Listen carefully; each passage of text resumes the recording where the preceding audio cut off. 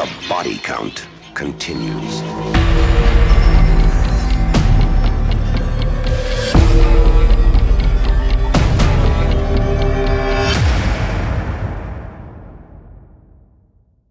You're going down. You see how this episode starts out, guys? She's automatically threatening me. Notice how I didn't say anything.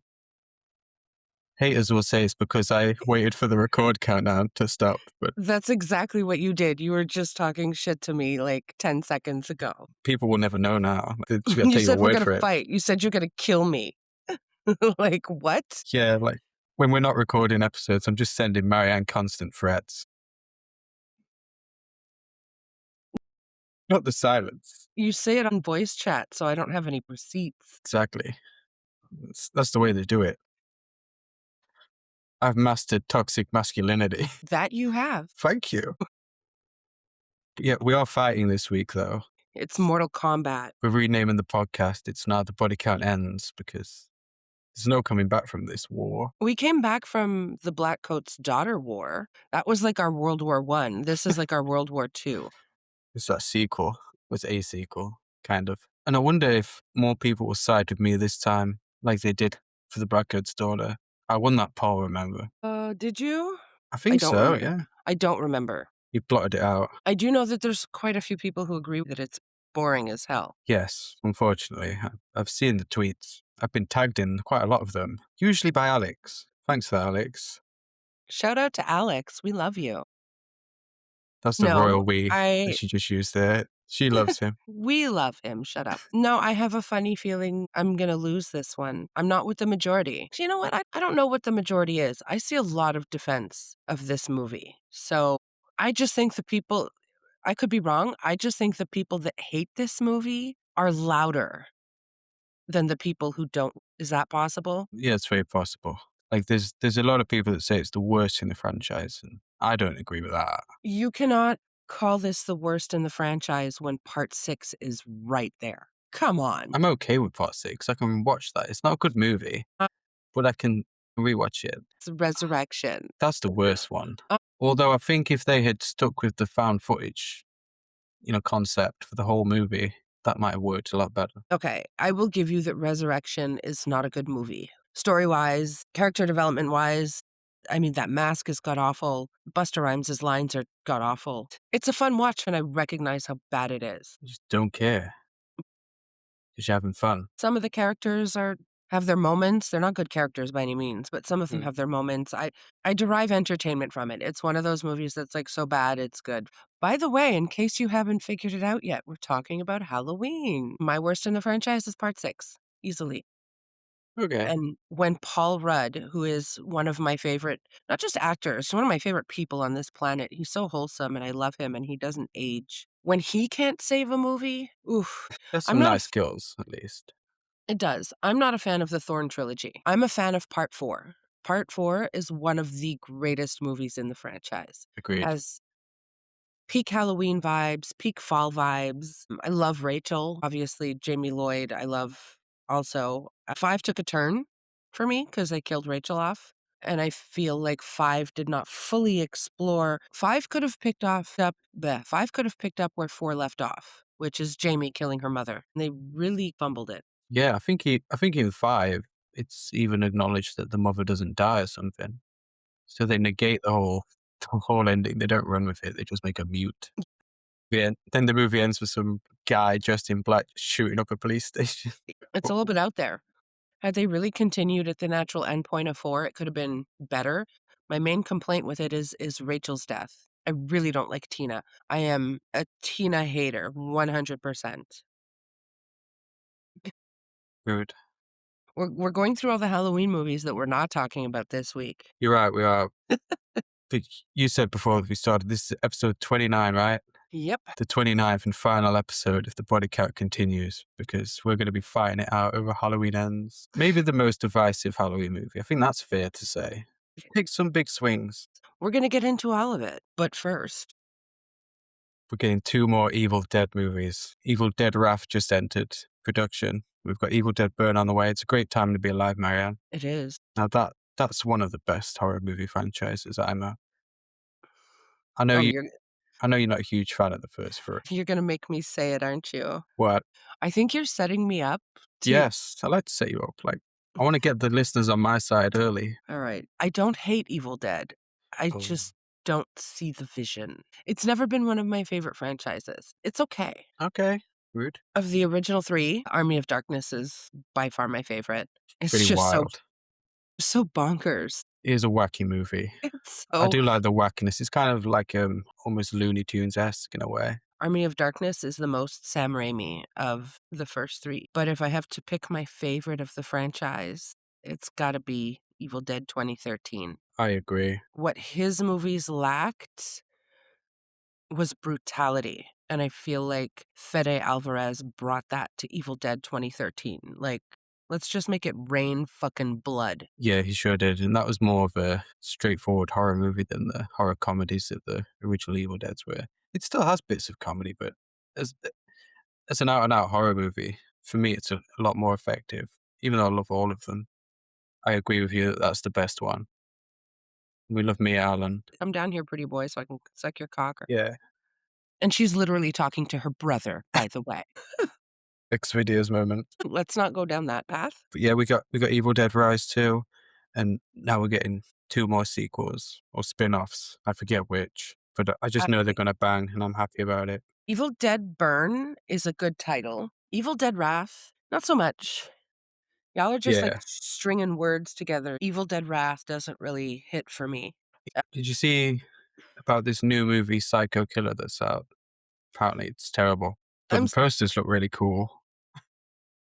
I haven't gotten around to checking it out. My budget is about to take a hit this year. So I'm kind of trying to be conservative with my money. This I have to buy the Friday the 13th box set before it goes out of print. The convention that I go to every year in October, which I'm going to again, there's going to be a Jason Lives reunion for Niagara Falls Comic-Con, which is a completely different convention, which means I will be going to Niagara Falls twice this year. You poor, poor woman, going to one of the most beautiful places in the world twice. My heart bleeds for you. That's not what I meant. It never ends up being a cheap trip. That's my point. So I've now had to reconfigure my budget. You got this. And you know what's the first thing to take a hit always? What? Is the frequency with which I go to the movies. A trip to the movies for me is $50. You have a fancy French cinema though, don't you? It's a VIP cinema. I guess it is French because I live in a French province. But I go see the movies in English. Frenchy foo-foo theater. It's not a Frenchy foo-foo theater. It's just a VIP theater, so it costs a little bit more. So unfortunately, Psycho Killer is not really on my radar. Apparently The it has a 0% Rotten Tomatoes score. I don't know if that's changed by now, but that's where it was Yeah, at. but ultimately, we don't care about Rotten Tomatoes scores. That doesn't mean No, anything it's for trash website. People this. use Rotten Tomatoes to substitute their own opinion, and I don't like it. You can rate something really high or really low, and ultimately, it's not gonna mean anything to me. I like what I like, and Yeah. Rotten Tomatoes does not dictate what I like. Exactly. I like the posters for this movie though. They made me want to watch it. The reviews, I guess not so much, but who cares? So you're judging a book by its cover. Yeah, I do that all the time. Like, if a book has a nice cover, I'm more likely to read it. Sorry. A movie has a cool poster. Like they get Creepy Duck in to make the poster. I'll probably watch it. Okay, that's fair, but my issue with that is the poster largely never has anything to do with the movie, especially Yeah. I mean, look at the movie we're talking about today. It's got Michael Myers on the poster. Shut up. We have not started yet. Let's just calm down. Like, think about the horror movie posters of the late 90s and early 2000s, where you Floating just have heads. a group of really good looking teenagers standing, looking menacingly. Pretty Floating much. heads. You Yeah. summed up that entire era. There's absolutely no link other than here's the group of good looking people that we've cast in this movie. Yeah, I guess, like, thinking back to those days when I was still getting videotapes, I wouldn't so much focus on the covers unless it was really cool, like artwork. But for movies from that era, I'd just like look on the back and I'd actually read the plot summary to decide why I wanted to rent. Because, like you say, nothing stood out in that era. It was I don't just know why crappy. movie studios stopped using talent like Drew Struzan. Just as a for instance, Yes. he's probably one of the most, I want to say well known, but the truth is he's probably not well known outside of genre fans. He's But the guy that did the thing he's poster, the right? guy that did the Thing poster in 20 minutes and he knew nothing about the movie, by the way. Legend. He did Indiana Jones. If you looked at the list of movie posters that he drew, it's endless. And then I don't know what happened in the 90s where we moved to actually, I do know what happened, and I blame Scream.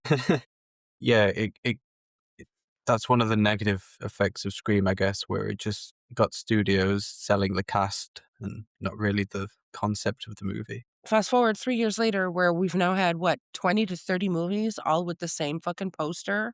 Scream, Urban Legend, I Know You Did Last Summer, The Faculty, Valentine, Soul Survivor, Wrong Turn, the list goes on and on. I feel like creativity took a hit in that era, and we're finally now, only now, in the last, like, I would say 3 to 4 years. We're starting to get good posters again. Yeah, Creepy Duck. He does a lot of custom posters. He's also done official posters for a lot of movies, and his posters Yeah. are really beautiful. And the best poster for Psycho Killer is one of his official posters. So shout out to him. He's saving poster design. Him and another group of people are doing it. Whenever I'm scrolling the timeline, I always come to a dead stop when I see his work. Same. Okay, So, let's talk about someone who doesn't know horror and doesn't love horror. David Gordon Green in the okay, conclusion to his Halloween trilogy. okay. Halloween ends.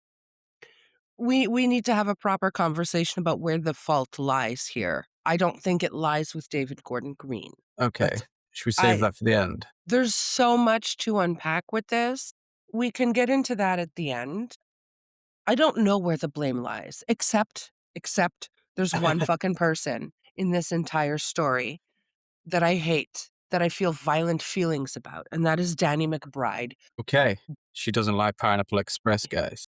One thing this movie does have going for it is a great opening. I love the opening to Halloween Ends, where we get introduced to Corey the babysitter and Jeremy, the little bastard that he has to babysit. This is one of the best openings. It's up there with the Friday reboot for me. I went in and I saw that cold open and I was grinning ear to ear. He's killed off a kid in the first 10 minutes of the movie. This is gonna fucking slap so hard. It is so good seeing that kid get his comeuppance for being such a brat. To poor Corey, who's a good babysitter. Like, he comes in as a nice guy, he's positive, he's doing stuff. He's even letting this little pissant watch The Thing. He is a Yeah, top tier babysitter. yeah, like it's the kind of babysitter you want. It's someone who'll let you watch fucked up movies. When I was a kid, I was babysat by this gay couple, and they chose for movie night Full Metal Jacket. You told me this story. I love that. I was like 9 years old. We Wow. just sat and watched Full Metal Jacket. Good times. Full Metal Jacket at 9 years old is wild. I know, right? I still remember that experience. Seeing Private Pile blow his brains out. See, I didn't have cool babysitters like that. Corey is a solid babysitter, and Yeah, I would have been and stoked to have Corey as a babysitter. that whole sequence was so good, and then you get hit with the opening music, which is such a banger. The graphic of the pumpkins that are all transforming. Yeah, Pumpkins I birthing don't like the pumpkins. pumpkins. I don't like the birthing pumpkins because it's bad CGI. But the music's really good. The blue gives me Halloween 3 vibes. When did Halloween Kills come out? 2021? It was, yes. Okay. Halloween Kills. There aren't enough words to describe how much I love that movie. I came out of the theater on such a fucking high. The firefighter scene, Beast Mode Michael, who just fucking laid waste to everybody. Some of the best kills I've seen in the franchise. Where's this going? I left the theater and all I could think about was Halloween Ends. Give me Halloween Ends right now. Little did you know. The tickets went on sale, and my dumbass bought tickets to 2 shows on opening night. I was still high off of the feeling that I got watching Halloween Kills, and it delivered so well. So how could Halloween Ends not deliver even better, right? Right? Right. Yeah, Yeah. makes sense. So I wanted to see it twice in one night. I, like, really set myself up because I thought that that movie was gonna be so good, and I left angry to smoke a little joint, and I'm processing, where was Michael? Hanging out in the sewers like Pennywise. Why was this movie about Corey? So what are you gonna do? Are you gonna go home and enjoy the rest of your evening? Or are you gonna sit there and hate watch it a second time? What did you do? Spoiler alert, I sat there and hate watched it a second time. Okay. I was ready to burn everything down to the ground. I was so pissed. Let the match. It's so inexplicable how you can go from 2018 to Kills to this, because I don't know if this is a hot take. Okay. I feel like Blumhouse was treating the IP with the utmost respect. No, I think that's fair. They did a pretty good job with the first two. Like, I came out of the first two thinking, this is how you do a legacy sequel. This is the blueprint. They gave us new characters that we cared about. They give us legacy characters. And most importantly, we don't get backstory on Michael and his stripper mother. Rude. Not the Rob Zombie shade. David Gordon Green delivered in the first two. So what happened after Kills? Did they just go back to the writer's room, take a fuck ton of LSD? And I think they did. They deny it though. Like Alison's actress, what's her name? Andy Matichak or something. yeah, Andy Matichak. She claimed at some point that this was the plan all along to do a movie like Halloween Ends, but I don't believe it. I think there's no connection that makes sense between this movie and the previous two movies. Michael's completely different. We've got this random ass dude who's suddenly the main character. Alison is dumb as a brick now. Laurie's talking about showing grief her tits. It's a complete 180. Remember Christine, guys? We've got a worse version for you. You defend it now, though. You hated it originally, but you defend it now. I don't think it's the worst movie in the franchise. High praise. I don't think it's the worst movie ever. I do feel like the hate for it is it's over the top.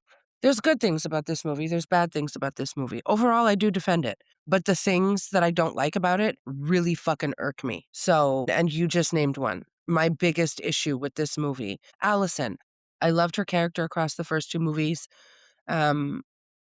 She's got great final girl energy. In Kills, she fucking takes a chunk out of Michael. She just fucking stabs him like 3 or 4 times. Like she's got Laurie Strode energy. And then Halloween Ends comes around and they made her really fucking dumb. No intuition, no critical thinking. But at the same time, I respect that she loves a red flag. She does. My history with this movie that's fraught full of different emotions like rage, anger, acceptance. Like there's a lot going on. Nothing like getting bullied by band kids to get Marianne going. After the opening scene, we're following Corey. We're still following Corey. And I remember checking my watch. Like, why are we still following this kid? And we're like 30 minutes into the movie. Yeah, he's the main character now. Not Laurie, not Alison, not Michael. Michael and Laurie are all over the marketing for the movie. And trailers were put out that made it look like a Michael and Laurie story. But it's actually the Corey story. It's all about how horrible it's been for him since he accidentally killed Jeremy and how the town hates him, especially the band kids that he refuses to buy beer for. Accident or instant karma? Fuck them kids. That kid fucking deserved it. And every single time I watch him take a fucking flying leap over that banister, I just feel warm and fuzzy inside. Forget Jeremy. Had it coming. We get a nice little montage of the previous films narrated by Jamie Lee Curtis. And then we see that she's writing a book.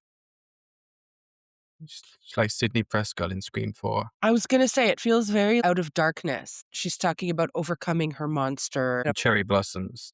Laurie lives with Allison. She bought a house.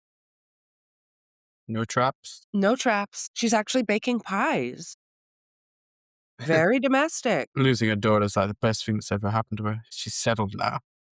Living her best life without carrying around in a Christmas sweater. It's Karen's fault that she died. She shouldn't have gone back into that house. Who cares if you saw a fucking kid in a clown outfit in the window? This is a Halloween Ends episode. Yeah, I know. Allison and Laurie are living this domestic life. We're supposed to believe that they're happy. We don't know what happened to Michael, though, after the mob beatdown. But Laurie and Allison are living a Michael-free existence. 4 years of bliss. Oh, yeah, because there's a time jump. Yeah, there's a year between Halloween Kills and the opening, and then another year between that and the main core story that we get here. And Allison works at Haddonfield Memorial Hospital. I like the little Easter eggs. I like the little callbacks to the previous movies. I'm a whore for fan service. We've said it before. I'll say it again. She's driving a piece of shit car, and she's on her way to work when her ex, who just so happens to be a police officer, pulls her over for no other reason than to be creepy. Pretty much. Pulls her over because she looks good. Smooth. Yeah, he does have a creepy aura. He's like her personal band kid. The scene that you love to slander Corey getting bullied by the marching band Yeah. because he doesn't want to buy them beer, which fair. Fair for them to bully him. No, fair for him not to want to buy them beer. I disagree. They're just teenagers. They want to have some fun. Just buy them beer. Keep the change. I would have just bought them beer and kept the change. Corey's just kind of a dick. And they're a dick back to him. He just refuses. Corey is a sweet soul. Let's not attack him. So they start bullying him, talking shit about how he killed that kid. He got found not guilty though, so it's all good for him on that front. But yeah, they push him around. He snaps and breaks a bottle in his hand. Gets all cut up. Gets chocolate milk all over this one guy as well, which they don't like. He doesn't deserve the shit that he gets. He's a victim of circumstance. A victim of circumstance. Corey did nothing wrong. Yeah, it does plenty wrong in the actual movie though, but not before Laurie saves him It's Danny from the McBride's fault. blankets. Laurie loans him her fucking knife to slash the tires of their car. The car is victimized throughout the movie. Corey needed stitches. If you hurt me to the point where I need stitches and the worst thing I do to you is slash your tires, I feel like you should be You're grateful. lucky. Thanks to Laurie, he gets to meet the love of his life at the hospital. They flirt. She asks him out. Yeah. She's instantly horny for her patients. She knows his story and decides that she wants him bad, and they go partying. No, she actually turns him down. Does she? She turns him down. No, she asks him out and he turns her down. They do end up going out, but before they do, first, Laurie wants to show Grief her tits. Thanks, Danny McBride. This movie has 4 writers, though. Are we really going to blame Danny McBride for all the bad Yes, stuff? I'm going to blame him for everything. Show Grief your fucking tits. Like, what a line. Now, I want to know, what is worse? Show Grief your tits or Scout Taylor Compton violating a bagel? Show Grief your tits. I knew you were going to fucking say that and you're wrong. No, it's You're cringe fucking wrong. dialogue. Yeah, but I mean, She's just being silly. she grabs her tits and she's playing with pumpkin guts like it's Halloween-y in a way. Okay. And fingering a bagel isn't. Just so weird and out of place. And She's just being a little silly. fucking Rob Zombie, man. Like, why did you have to ruin He didn't ruin it. Halloween? That's the question for David Gordon Green, not for No. Rob Zombie. It's going to devolve into your hatred of Halloween Ends versus my hatred of Rob Zombie's Halloween. Yeah. That's what it's going to turn into. All right. I'm going to be right. Laurie, she's showing Grief her tits and she's flirting with, I would say Officer Hawkins, but I think he's retired at this point. Yeah. He's the We cop don't see from him the in first uniform. movie. Yeah, they're just in the grocery store. He likes her face. There's a spark there between them. Like an And old that's people really- spark. I want to say that's the only romantic connection that she has apart from the guy from Halloween H2O who doesn't matter to the point where I don't even remember his name, but he's the guidance counselor. Yeah, I forget his name too. Laurie is tortured throughout every appearance in the franchise. She goes through it. She has an incestuous kiss with her brother, who is no longer her brother at this point. She dies. She dies again. She fakes her death. She's an alcoholic. Twice, she's an alcoholic. So I like the storyline with Hawkins, which she admits and kills when they're in the hospital together that he always had a crush on her, but she was busy with Ben Tramer. No, that's just talking about meat, yeah. They're talking about meat and vegetables and how he doesn't eat healthy. And that he wants to go to Japan to see the cherry blossom. It's after that that Allison finally gets Corey to agree to a date. And they're having fun. They're drinking. They're dancing. Yeah, she's dressed up really nice. Got a little cat mask on as well. She's dressed like a cute little kitty. He's got the scarecrow mask. He has a little...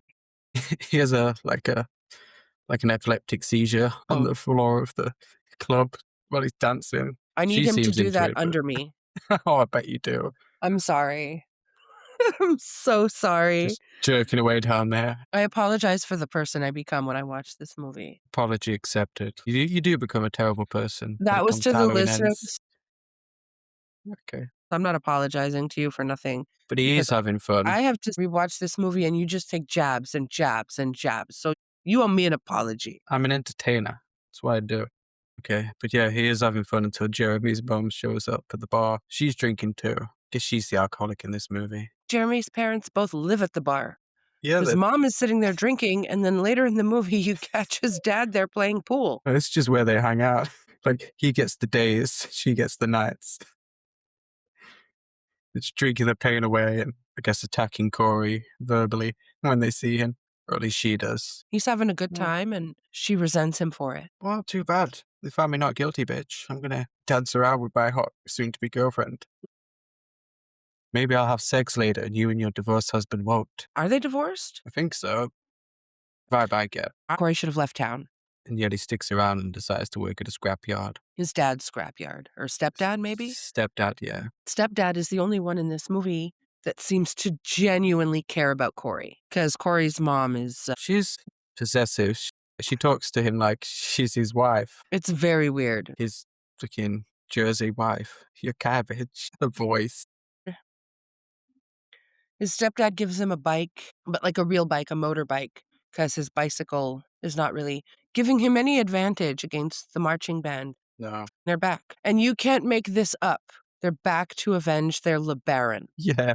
After Corey gets driven out of the party by Jeremy's mom, he has a little fight with Allison and then runs into these guys again. This time it's personal because he fucked with the LeBaron. You're avenging a car that's been discontinued? Like, who are you to bully and look down on Corey when you're driving a fucking LeBaron? I hate them so much. They knock poor Corey off the bridge.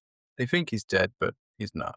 She's lazy. Poor Corey. A homeless guy watches as Corey gets dragged into the sewers by Pennywise the clown. But wait, it's not actually Pennywise. Listen, let's be respectful of Michael. Anything that happens in this movie is not his fault, okay? We can agree on that? Sure. But yeah, the unstoppable killing machine that was Michael Myers in Halloween Kills. You're still being rude. I guess he entered semi-retirement because he's living in the sewers. He's occasionally picking off people. You see like missing posters, billboards all over, and the implication is that he's finding a way to kill people while residing in the sewers. Feed the evil. Maybe he cannibalizes them too. Maybe he's feeding himself, literally. But yeah, he's hanging out in the sewer. This homeless guy knows he's there, but, he minds his business. Just watches as Michael pulls Corey into the sewers so they can play with him. I was going to say, like, you think he's pulling him in to kill him, but no. Just lets him rest for a few hours. Then he wakes up and they exchange some very intense eye contact. And like, A little bit of choke play. if you ever look at me the way Michael was looking at Corey, we're fucking. Especially with the hand around the throat. You get it. Look And at if me you- like that. You put your hand around my neck, the clothes, they come off. And if the Halloween music is playing at the same time. And I like the little montage of clips that he gets as well, harkening back to the opening of the movie. It's like Michael's seeing it. But yeah, you're right. He doesn't kill Corey. He lets him go, in fact. Corey scrambles out of there. Yeah, they have a very intense moment fraught with sexual tension. And then Corey leaves and kills a homeless man. You might be projecting the sexual tension onto that. Yes, we'll go with that. If people can imagine sexual tension on the Orca, and you know that people do, you know that that is talked about. The There are peop- orca. Oh, you mean the Yes. Jaws boat? Yes. I thought you were talking about fucking killer whale then. I was like, what? Who's having sexual tension with a killer whale? Listen, you know there's a whole conversation about sexual tension between Hooper and Quint. Which I don't agree with. It's a massive ship. Like, and I'm not talking about the boat now. I was going to say, it's actually a small boat. I agree with you. I think that's a little bit far-fetched. But if we can imagine that there is sexual tension happening on the Orca, we cannot ignore the sexual tension that is happening in the sewers in Haddonfield. We certainly get a sexual release in the sewers later in the movie. Corey gets out. He kills that homeless guy. The homeless guy attacks him and demands the mask. Says, I am Michael Myers. He's wanting to know why Corey got to escape. The homeless guy's been stalking Michael. The homeless guy is the villain of this movie. Leave Michael alone. Well, he's not the villain for much longer because he goes after Corey with a knife and Corey ends up overpowering him and stabbing him to death. Daddy wins. Daddy wins. Daddy Cunningham. And it's soon after this where we really learn what a red flag collector Allison has become. Because Corey's like, I killed someone. And she's like, oh. He's referring to Jeremy and not the homeless man. Well, we don't know that. She just assumes that. She doesn't know about the homeless guy.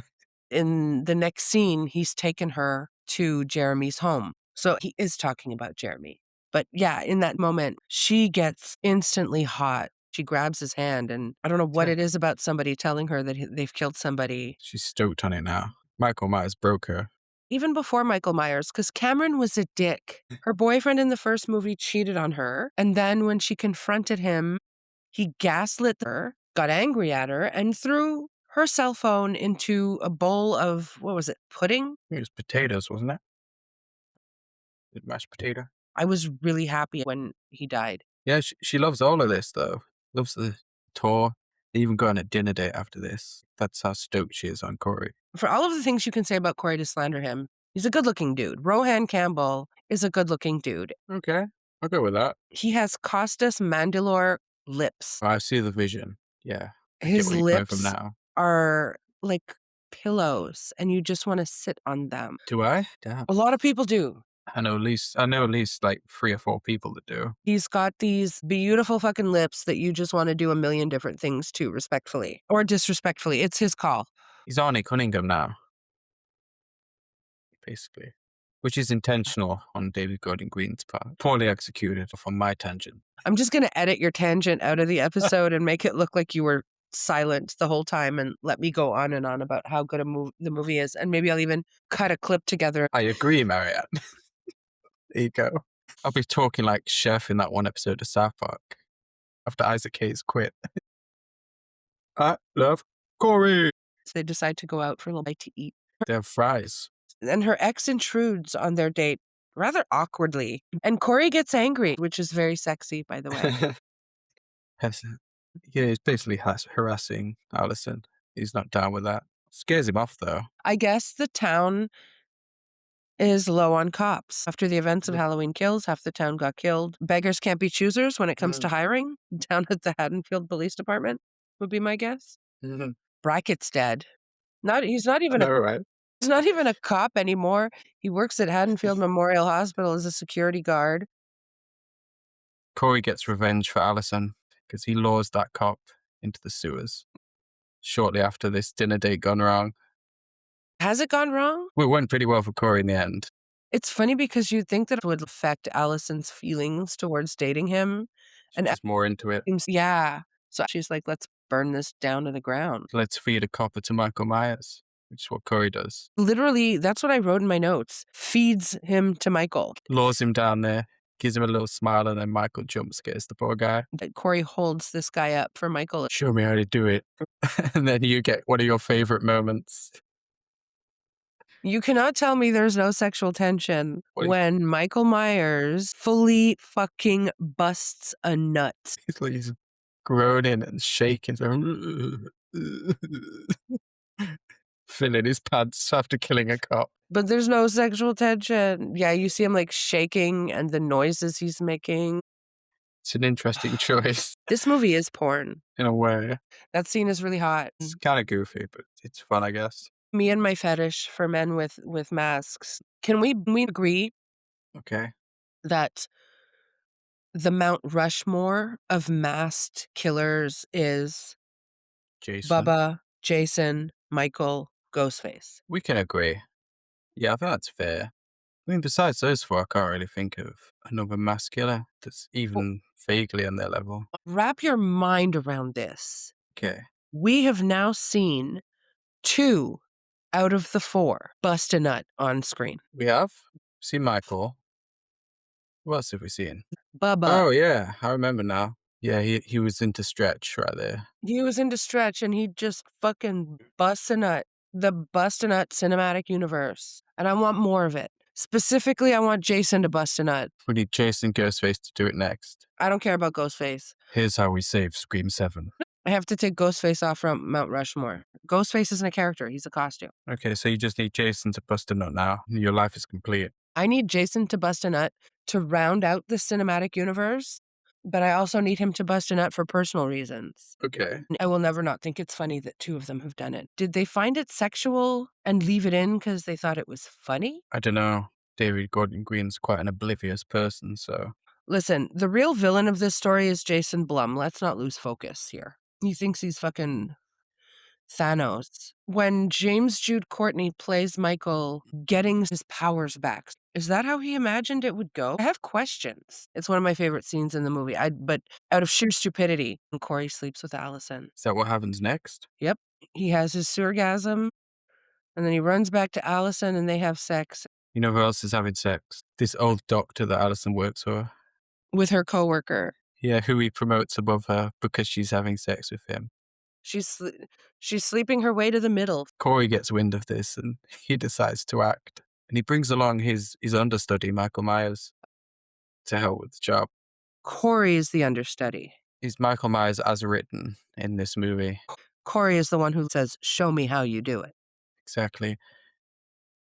This is after Corey's already killed 2 people. And so they go to this doctor's home where he's about to hook up with his newly promoted assistant, buys her a nice dressing gown or robe. This old man is taking his heart pills. He's ready to fuck. He puts on, I forget the name of the song. Get what it is as well. The song is so stupid. His moves are just older than water. I'm sure he thinks he's being seductive. I just like want to vomit in my mouth a little bit. Yeah, she's rolling with it because He's rich. he's rich, I guess. Yeah.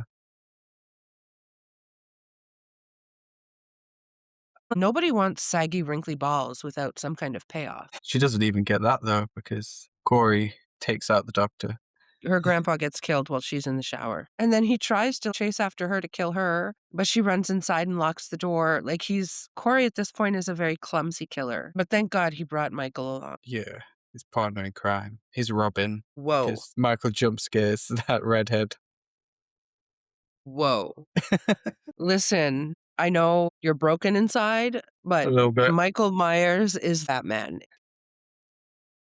Corey has a much higher body count than Michael Myers. In this movie, Michael barely does anything. He's a day player. Because David Gordon Green wanted to do Christine, and he just put Michael Myers in there somehow. We'll fight about that later. But at least Michael gets a good kill here. He Another does. scene that you made noises during. He just charges at her. Anytime Michael charges at somebody like a freight train, oh God, it's so hot. And kills in the flashback, he charges at that police officer and just fucking slams him up against a wall. And I just want somebody to do that to me. Minus the stabbing. We listen and we don't judge.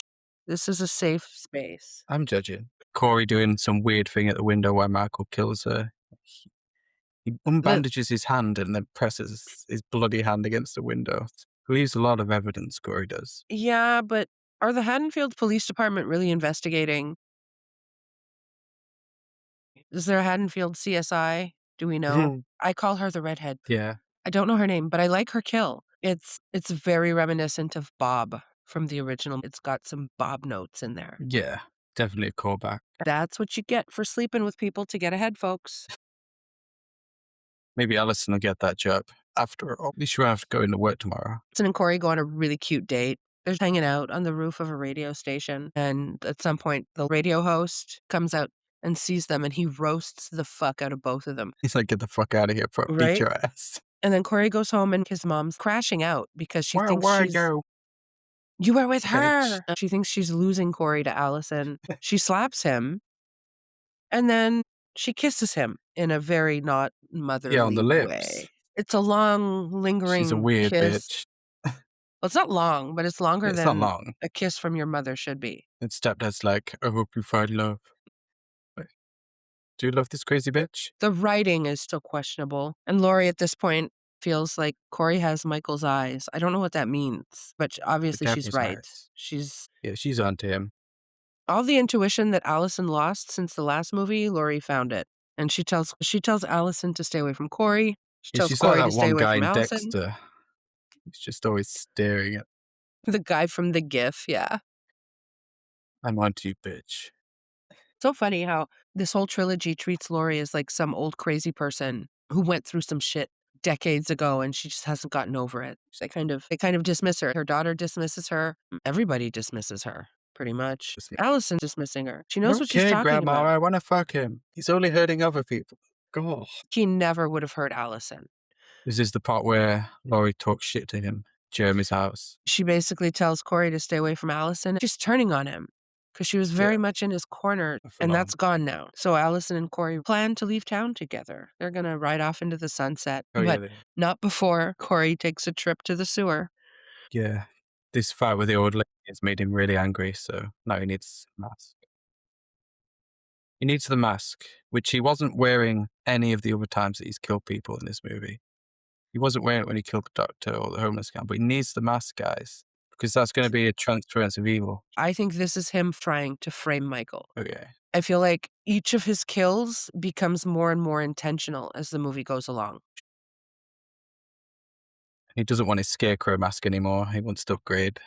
In this case, it's not only intentional, but it's premeditated. He wants the mask because he wants people to Wants to think that be Michael. I think part of him does, but He's for Michael's this Rory. for this stop that. For this particular kill, he wants everybody to think that Michael did it, and he's planning to kill Laurie. If it came out that Laurie Strode was killed by Michael Myers, would anybody bat an eyelash? Guess not.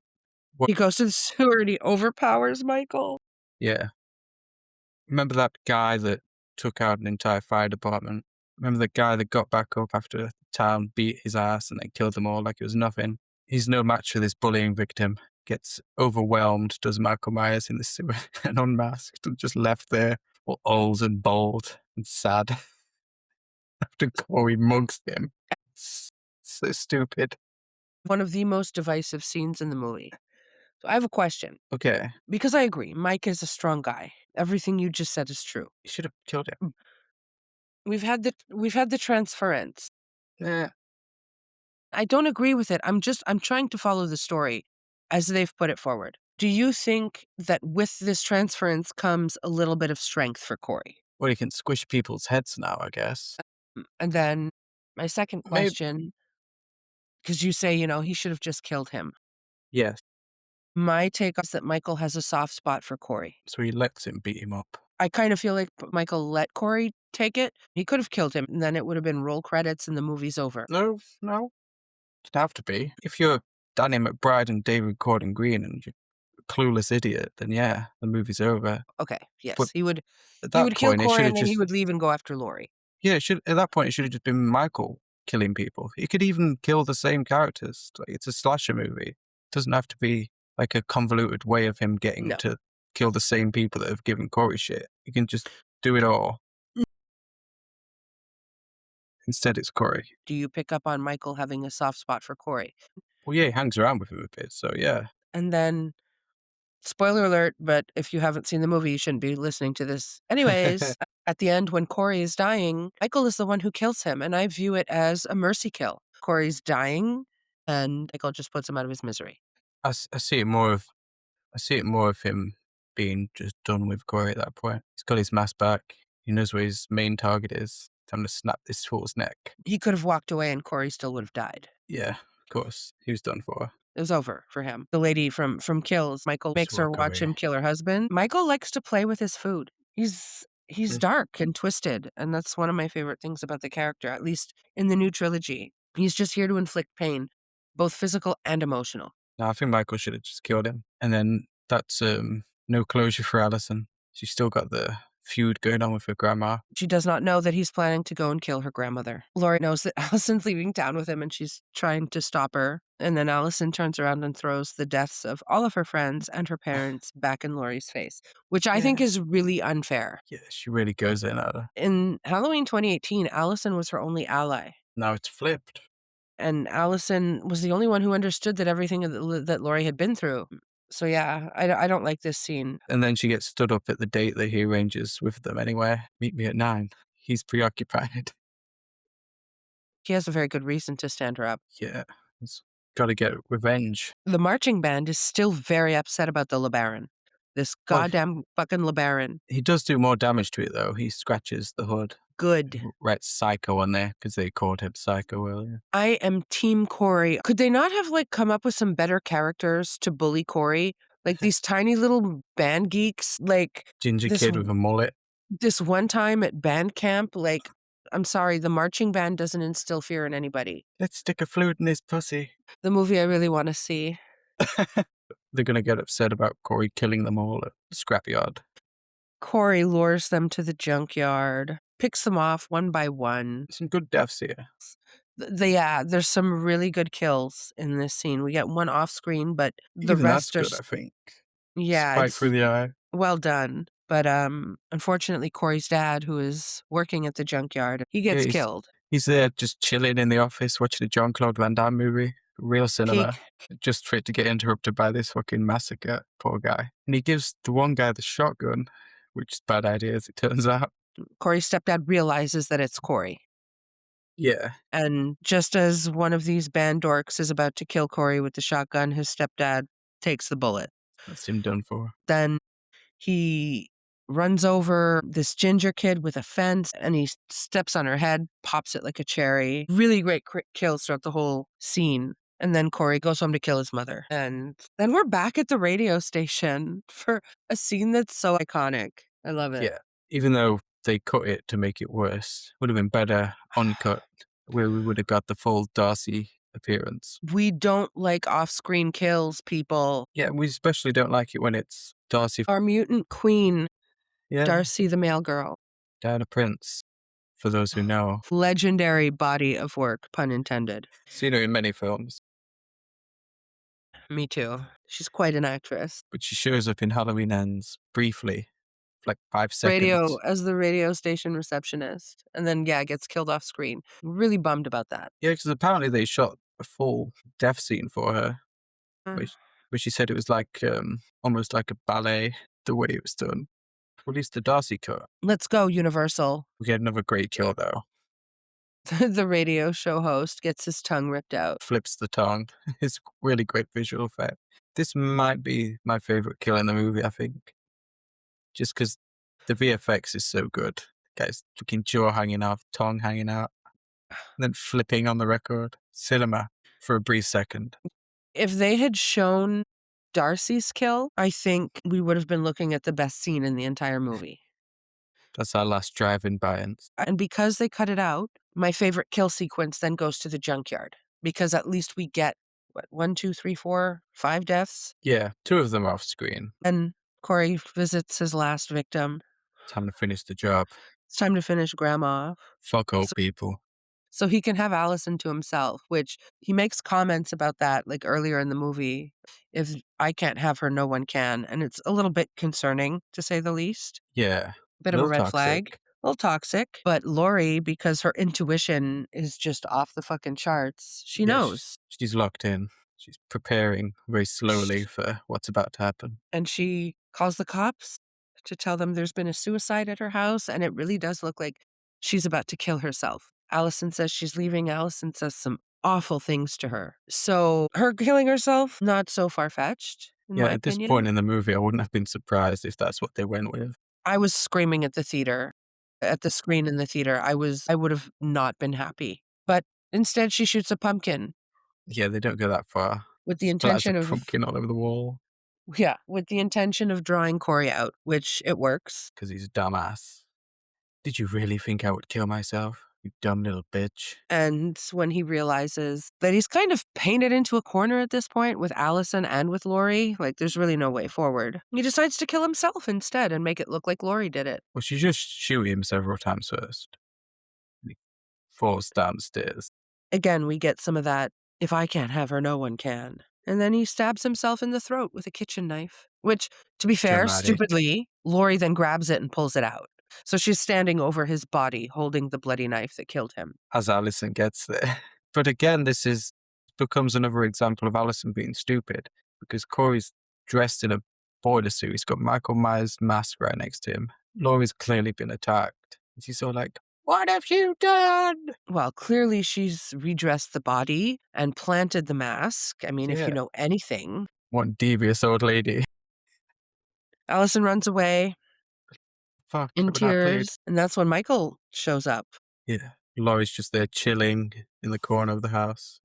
And she hears a creak or sees the doors open. Michael sees that Corey is dying, circling the drain. Circling the drain's appropriate. He genuinely looks sad. Like he looks down at the body for a second, and it's I didn't get that vibe. maybe that's just me trying to like anthropomorphize Michael Yeah, I a little think bit. Michael just put his mask back on and he was back in killer mode. I don't know. It's so momentary. He hangs his head down for half a second. I just felt like the body language. Why, Corey? Why? He looked I don't sad.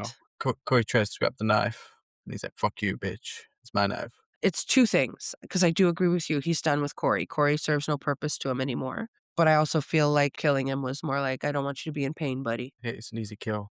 'Cause didn't Corey give Michael as much as Michael gave Corey? Like, whether you agree with the story or not, Michael was weak as shit at the beginning, and Corey feeding him bodies helped Maybe. him to build his power back. I'm not arguing whether or not this story was good, but there was an exchange. It was a transactional relationship. I had jizz in my pants and you wear my mask. I know. But Michael attacks Laurie, and she fights back with the best, most powerful weapon that she has, kitchen appliances. Hell yeah. If there's one thing that can defeat Michael Myers, it's various items in the kitchen. A Microwave, microwave, a garbage disposal, and a fridge. frying pans too. Frying pans. When he tries to get up, she fucking takes kitchen knives and pins him to the butcher block. Yeah, we've finally gotten to the showdown that Halloween Ends marketed itself with. And it's not a bad fight scene. I wish it was longer. Yeah, it needs to be longer. It needs to be less one-sided in Laurie's favor. The two characters deserved a really fucking exciting grand finale, and I feel like they did not get it. Yeah, and I think with more of a build than the movie gives them. Like Halloween Kills set it up really well, and then they don't come together until the end of this movie. It's underwhelming. She doesn't even realize he's an issue. She's living Yeah, the whole time it's just free of Corey. fear. It's like Michael's gone. After being, a shut-in in the first movie and super paranoid and armed to the gills, this is just a complete 180. Living some semblance of a life, doesn't have a care in the world until Corey comes along, and then Corey's dead and, oh, Michael's back. Whoops. What timing? It's very busy. The two storylines encroach upon each other. As you said, there's no build. I mean, I guess there's the one moment earlier in the film where Michael's stalking Laurie, and she gets a sense that he's there briefly. She does, but my guess is she Sort probably of like wrote it that off one as gif Corey. of Jamie Lee Curtis where Michael hides behind a tree. It's there's a moment like that in this movie as well, but other than that, it's just Corey. Do you think that you said you thought she perceived him? I thought she perceived Corey, because there is a scene in the movie where she sees Corey outside behind a bush. Yeah, yeah. So when she feels something ominous, when she feels like she's being watched, I don't think she assumes it's Michael. I just always felt she assumed it was Corey. Okay. But it's almost like, "Hi, I'm back," real quick for the last 5 minutes of this movie. Surprise, bitch. It's it's a very unfitting end, particularly for Michael Yeah. specifically. Gets pinned to this kitchen counter. Once she Got a pins him, she mask. takes the mask off and slits his throat, but he's not dead. And they're fighting, and it looks like they're gonna kill each other. Yeah, he gets by the throat, like rips his hand loose of the knife. Really cool visual. She's telling him, "Do it, do it, do it." And we get a montage of clips from the first movie. It's really great. Like, there's a couple of parts of this movie that I like that really work well. Too few and far between. I like the montage too. I often think about if I wanted them to kill each other. Yeah, that's what I thought was about to happen when I watched the movie. Like mutually assured destruction or something. Would have been a great ending, I think. The whole franchise has really put her character through the ringer. Being an alcoholic, being unsuccessful in relationships. She's had 3 different children Being a in mental different patient. timelines. There's never any father present. She's never been portrayed as having had an easy life. I think probably the closest we got to that was H2O, but then she's a closet alcoholic Hmm. Who day still, drinks. who day drinks, like fucking pounds Chardonnay in restaurants while her boyfriend was in the bathroom. So I've wanted a happy ending for her. So this movie delivers on that kind of, sort of. But Yeah. not before putting her through the ringer yet again. I wouldn't have been angry if they'd killed each other. It would have been a fitting end. I would have maybe wanted different for her, but, like, I wouldn't have been angry. But it doesn't happen because Allison comes back to save the day. Fucking breaks Michael's arm on the butcher block, Damn. like, and Poor guy. probably the best scene in the whole movie for Allison. Just a quick glimpse at how badass she was in Kills. Yeah. Guttural scream as well while she does it. She's fucking enjoying it. It's a shame that we didn't get more of that version of her throughout the whole movie. Yeah, she's really watered down in this one. And then they both slit his wrists, and then all of a sudden the entire fucking town descends upon Laurie's house for whatever fucking reason. Well, the police are on the way already because of the phone call. They decide that he's not dead enough, so they tie him to the roof of a car and drive very slowly, like it's a parade through town, and Yeah, all it's the very townsfolk dramatic. come out. Everybody's walking next to the cars. We see cameos from characters that appeared throughout the trilogy. We see Julian, the kid from part 1. #1 best babysitter. We see, the lady from Kills who should have died when she got stabbed in the jugular. She's the Chad Meeks Martin of this franchise. I don't think we see Lindsay though, do we? Guess she'd already filmed her scenes by this point. There's a lot of people. It's possible, maybe? I We're don't know. once again going to the scrapyard is basically what's happening. We're taking him to an industrial grinder. That's like the Myers house of this movie, scrapyard. Yeah, I didn't like the absence of the Myers house. I think they say that the house was leveled. I feel like Laurie says that. I don't know. I forget. She was yapping a lot, But, they're gonna make Myers hamburger meat. literally. Another callback that I loved Laurie in this scene, she's wearing the same clothes that she wore in the first Halloween, so blue jeans and a blue button Yeah, shirt. yeah. The matching outfit is nice. Little Easter eggs, full as she and Allison both tossing his body into the grinder, and Michael is dead. There's no, like, "How will you bring him back? He's dead. This Yeah, is how you kill someone." we see his head get cracked like an egg and everything. He's soup now. So unless they like do for him what they did for Chucky in Child's Play 3, it's game over. They're not gonna mix him, melt him down, and like make him into a new Michael. This is him done. Michael deserved a better end. He did. It really makes you feel a lot better about Halloween 2007 and Halloween 2 2009 because it was It really doesn't, but we'll get to that. damn it. Now we get a little epilogue. Allison says she knows Corey killed those people. Yeah. I'm really confused as to how she got there. What was the moment that made you realize that he killed all those people? I'm so confused by it. It's so weird. Well, Hawkins phones her and tells her about Laurie calling in a suicide. I wonder if she took that to mean that Laurie called in Corey's suicide and not her own. It's like misdirection. And like she sort of filled in the blanks in her own stupid way from there. I want to have a chat with David Gordon Green. I have questions. David Gordon Green, though. At least Danny McBride's been in some funny movies. Jason Blum is the real villain here. He's the Thanos. She finishes Out of Darkness 2, Electric Boogaloo. That's what she should have named it. The quote is, I guess, supposed to be our takeaway that evil never dies, it just changes shape. Depends what I've been eating. Allison leaves Haddonfield, finally. Why does Michael Myers go to the gym? And Laurie and Hawkins. To get in shape. You got dad jokes. Laurie and Hawkins are chatting, flirting. Yeah, they're doing old people flirting. Brings her vegetables. They're talking about going to Japan to see the cherry blossoms. How would you feel if a guy bought you a basket of vegetables? Would you melt? Have you seen the price of groceries nowadays? Yes, I have, unfortunately. That's like a grand gesture now. That is a grand gesture. I can't afford my rent now. What for you, baby? What's your favorite vegetable? Favorite vegetable. Potato. You've got Irish in you. I love potatoes. She's part Irish, guys. My favorite, this is going to be weird. Brussels Okay. sprouts. I love fucking Brussels sprouts. Brussels sprouts. Okay. I used to not like them when I was a kid. Kids never like Brussels sprouts, but I like them now. When I've like roast dinner, it's good to have Brussels sprouts. It's like- You would fold for Hawkins right now. I would, yes. Take me to Japan, Grandpa. Let's go. Are you also rich? He just spent his life savings on this basket of vegetables. And that's where the movie ends. It's a happy note, really. It's a happy note for Laurie. They're gonna have old people sex. Yeah, I'm happy Laurie got a happy ending, but Yeah, I hope she goes to Japan and sees the cherry blossoms. that's David Gordon Green's Halloween trilogy done with, and what a way to end.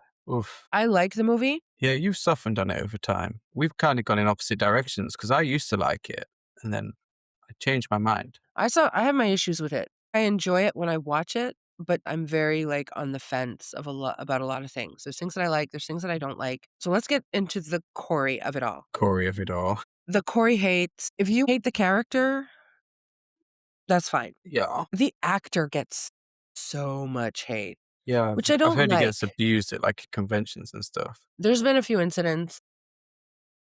He didn't write the movie. He didn't direct it. Right? Took a role. Mm. Hate Corey. Leave Rohan alone. He does good in this movie. It's not a bad performance, just a bad character, I think. He's a good actor. I really liked him, and Maybe in The Monkey we can say that.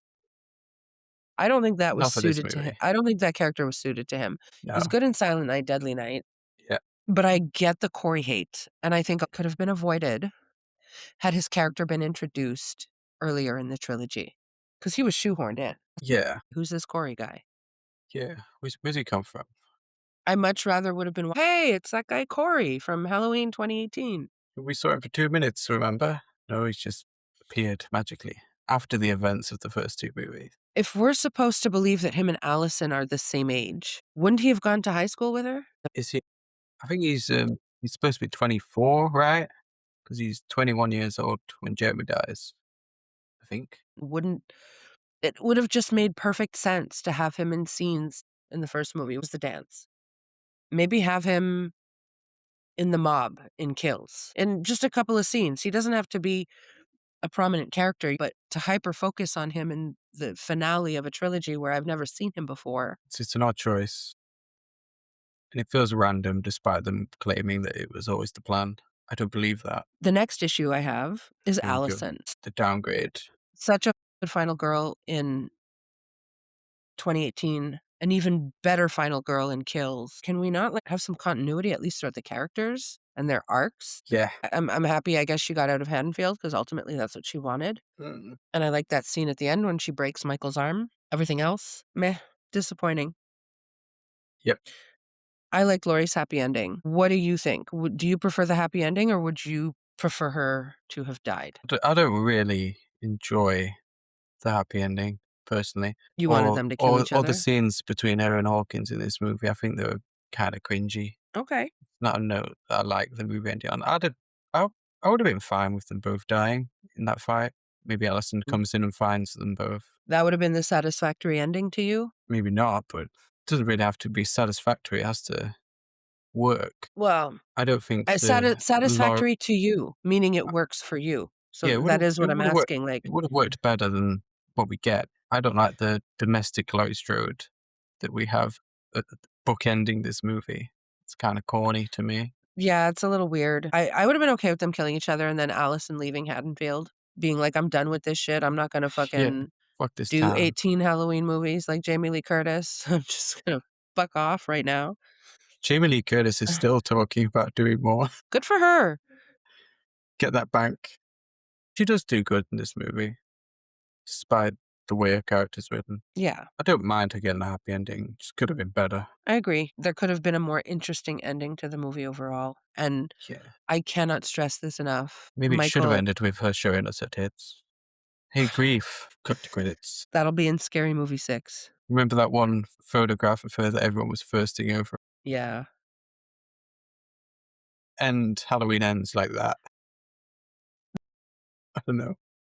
I think the biggest disservice was done to Michael. Yeah, he's sidelined. He's sidelined, he's neutered, he gets no screen time. And this is after arguably the most brutal version of Michael Yep. Myers in Kills. It's just an insane instant downgrade. And I think he also got a substantial amount of screen time in Kills compared did. to every other movie in the franchise. He felt like the star of Kills. I mean, he's always the star. Kills was peak Michael. You're thinking of Halloween 2, 2009, but No. Kills was yeah. peak Michael. That firefighter scene is one of the best things in the world. Like, and I'm not exaggerating. It's one of my favorite things. It's He does such a good horror a lot in scene. that movie. Yeah, he's a freight train. He's beast mode. Yeah, even compared to the 2018 movie, this version of Michael's just nothing. I mean, 2018, he wasn't nothing. No, that's what I'm saying. Even compared to that, like He's brutal. he was much stronger then. Even though I like Ends, I can't deny the massive drop off. Yeah, it has some people that say it's like the best sequel. Come on, let's be serious. You shut up. There's things the movie got right. The flashbacks, I love the opening. The kills are good. The things they got wrong, I'll leave that to you. Yeah, How much time you got? they got a lot of things wrong. Like the evil changes shape thing. I get the idea, but it's just not done well. Corey, if you follow the movie, just watch it on a scene-to-scene basis. He does not need Michael Myers' mask. He's already killing people. It does nothing for him. It's just dumb. They say it's like a transference of evil thing. He doesn't go to Michael Myers to beat him up in the sewer because he's evil. He needs his power. He goes there because he got mad after losing an argument to an old lady. Like, the execution is just crap, I think. People say this movie did something different. I respect that. I'd respect it if they did it well. And I don't think they did do it well. Oh my God. It's like Jason Goes to Hell all over again. Okay, we're not going to get into that right now. Yeah, it's different, but it's also crap. You shut your fucking pie hole. I think it looks worse as a movie than the last two I'm not movies gonna as well. lie, I knocked half a star off my rating after this rewatch. I'm turning into a hater, I'm not a hater. brainwashing you. No, you're not. But it's not crap. I will defend that to my dying day. It's not crap. I think it's crap. I don't think you've ever liked it. I think there was a point when you didn't hate it. Like, No, middle of the road. Not great, not terrible. And then the needle moved the needle moved after you watched spectacularly, Exorcist Believer.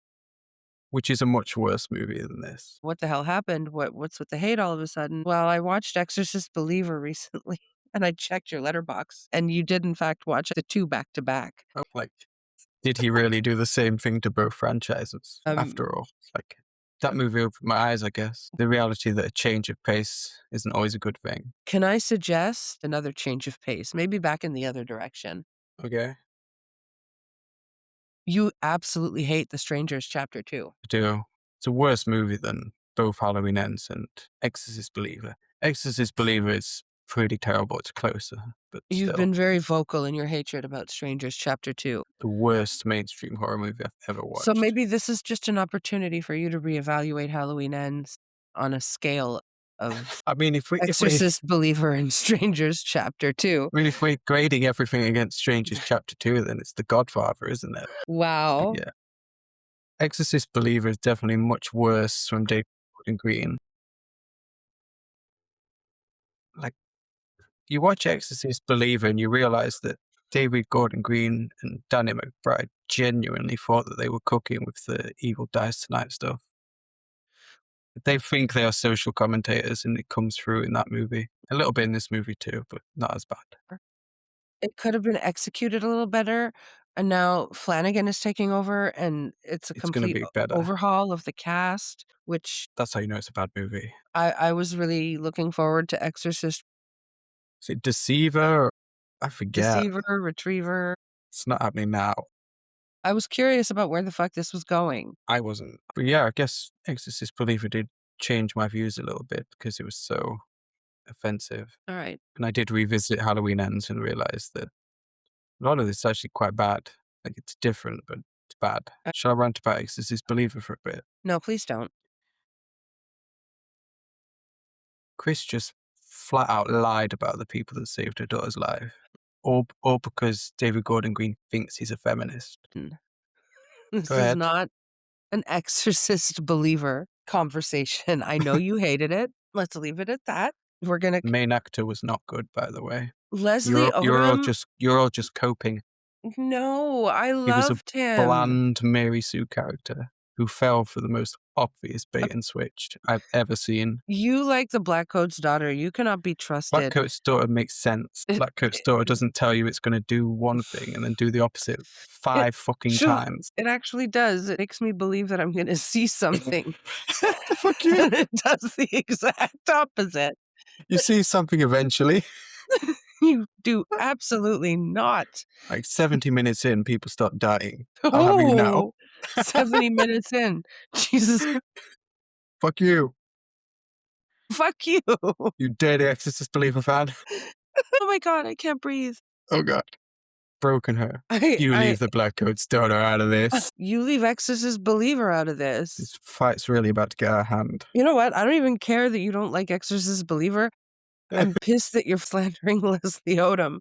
That He's is an not award-winning actor, fucking isn't he? called for. He's done pretty well. He's a great actor. It always is and remains. Fuck the Black Coat's daughter. Fuck No, it doesn't. Juno. You know, the 2008 comedy. No, No, okay. you know exactly Descent which Juno. Juno. Fuck Danny McBride. Seriously, like, you suck, bro. stupid curly hair I guess one of my most controversial takes about Halloween Ends, and I've is okay. It's gonna be good. is that I really think it's gonna be our generation's Halloween 3. I think appreciation for Halloween Ends is gonna grow over time. Maybe. I hope not, but maybe. To Maybe it'll swing the other way eventually, but yeah, I'm not a Halloween free fan anyway, so what do I know? But I I I personally wouldn't I'm expect sorry. Halloween Ends to get that kind of cult status because it's just a crappy version of Christine that shoehorns Michael Myers in, and we'll still have Christine in 20 years, so You don't like Halloween 3? no. Wow. I Bad taste confirmed. mean, I think the idea's fine, it's just it's not executed very excitingly. I knew you could not be trusted. Many have said this. But ultimately, you talked a lot about David Gordon Green. Stay away from horror, David. I think Jason Blum is the villain of this story. It didn't exert creative control, though. And I think he left it to David and Danny, the two co-writers whose names no one knows, the way he's collecting IP, like in Stones, but much and worse than it's Fast. he's not buying the IP with purpose and intention other than To make money, yeah, like, to have some kind of monopoly crank out on slop. so many franchises and yeah, buying so much of it cranking out slop, as you say. Yeah, at least Thanos was aspiring to a positive outcome in the end. Jason Blum isn't. He just wants to make money off of IP. Did you see Yeah, they did a figure of him? I did, it's so stupid. Like a U2's figure. Who the Ugh. fuck's buying a U2's CEO figure? I have no idea, but, he's the villain of this story. Obviously, also Danny McBride. David Gordon Green, I mean, how much creative control did he have? It falls on the writers. He did co-write though, didn't he? I feel like he was co-writer as well, not just director. At least they cooked with the first two. So this is a 3-star movie for you. It's a three-star movie for me. 2 And stars for me. it's a massive drop off because I have 2018 and Kills at 5 stars, if I'm not mistaken. No, you definitely have Kills at 5 stars. Is that one of your 2018 favorite? might be 4, 4.5. Yeah. The slow burn, the way they reintroduce Laurie, Allison's character, such a good character. Also her friends. I'm a huge Vicky defender. Yes. I'm with you on that one. A lot of great characters in the movie. Those 2 idiot podcasters who harass and stalk Laurie and then die in the gas station bathroom. Such a good fucking scene. The characters in the first one were so good in hindsight.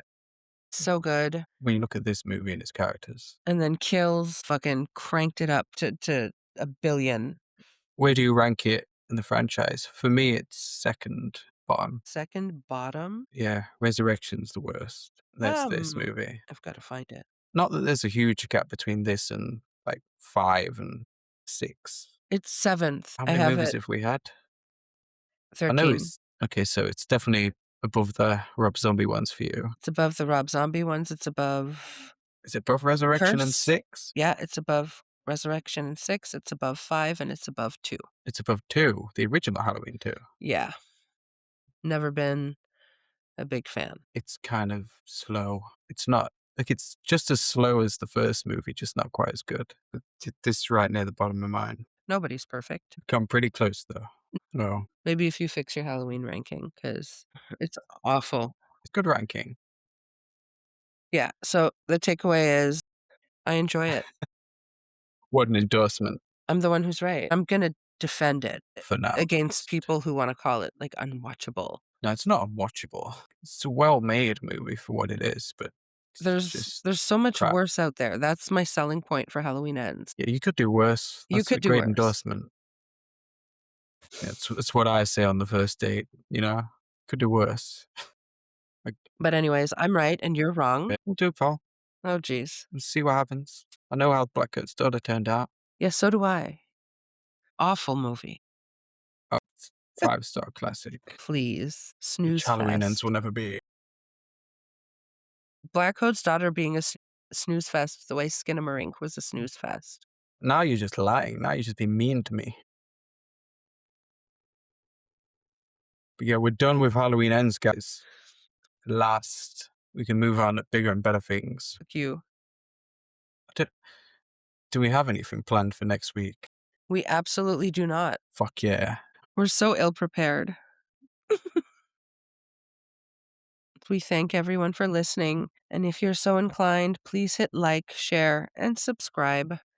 And we'll see y'all next Tuesday. Damn right we will. With a better movie. Maybe. We'll decide.